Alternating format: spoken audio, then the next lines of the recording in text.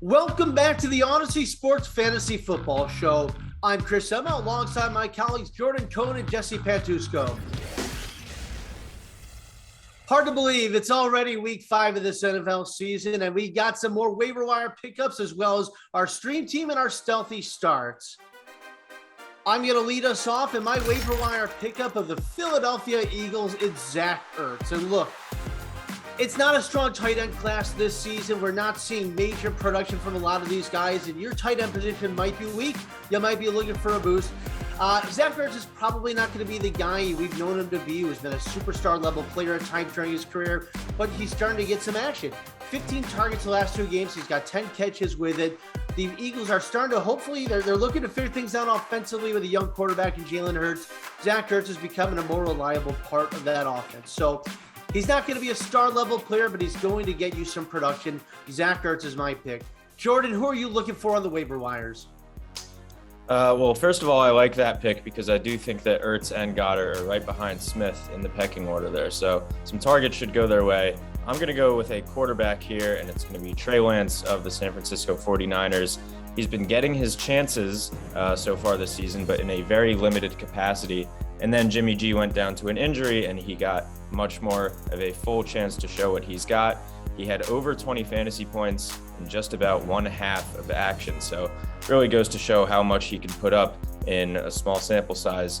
And, you know, he's one of those dual threat molds, and those have always succeeded in fantasy football. It's part of the reason why no one's going to consider Jalen Hurts or Daniel Jones a top 5 quarterback, but they're right there in terms of their fantasy production. So Trey Lance can be that guy going forward. We'll see if he takes advantage of the opportunity he has while Jimmy G is out, and maybe he'll remain the starter the whole way through, which would obviously be huge for fantasy football purposes. That's a great pick. Jesse, who are you looking for on the waiver wires? Well, first, for anyone who follows me on Twitter, you'll be glad to know that I survived the wreckage of Sunday's, I guess, kerfuffle, we'll call it, at Chiefs-Eagles. Kind of went viral there. Yeah. Last time I was sitting in section 128, I'll tell you that. But anyway, for waivers, I guess I'll go with the chalk here and give my seal of approval to Bears running back Damien Williams, who I expect to be the most popular waiver ad across all fantasy formats this week. Starter David Montgomery injured his knee late in Sunday's win over the Lions and would be a big loss for a Bears offense that relies heavily on its ground game. Fortunately, Williams, who totaled 55 yards and a touchdown on 8 carries in relief of Montgomery Sunday, should be more than equipped to handle the load.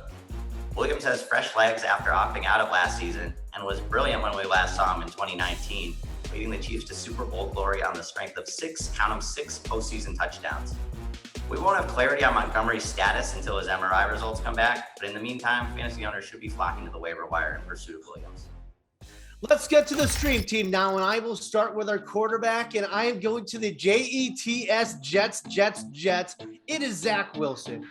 Look, I know it's easy to look at some of the poor performances he's had earlier in the season, some of the struggles he might have shown, but he's facing the 32nd ranked defense next week in the Atlanta Falcons. Threw for 297 yards this last time out. Zach Wilson starting to show some progress within that offense, and the Jets even won a football game. So if I'm looking to the stream team, that is my guy. I'm going with Zach Wilson. Jordan, who are you going with this week?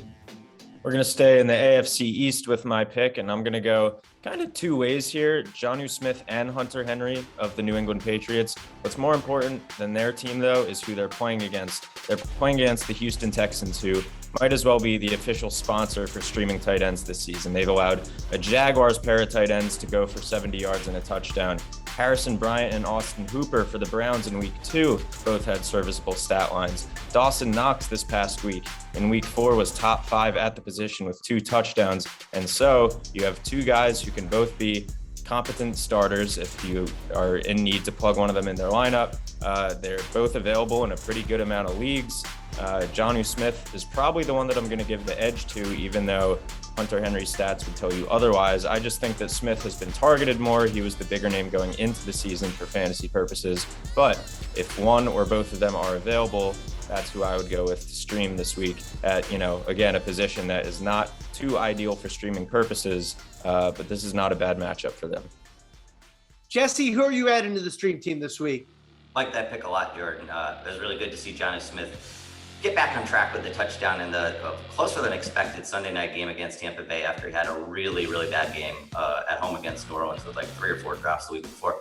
But for defense, well, if you're streaming a defense this week, my advice to you would be good luck. But to me, the Vikings stand out as probably the best of a pretty lackluster bunch. The Vikings haven't exactly blown us away in the early going, but they're facing the winless Lions at home this week, which has to count for something. And though the Vikings rank only 16th among fantasy defenses, they played much better of late, holding the Seahawks and Browns to 17 and 14 points respectively the last 2 weeks.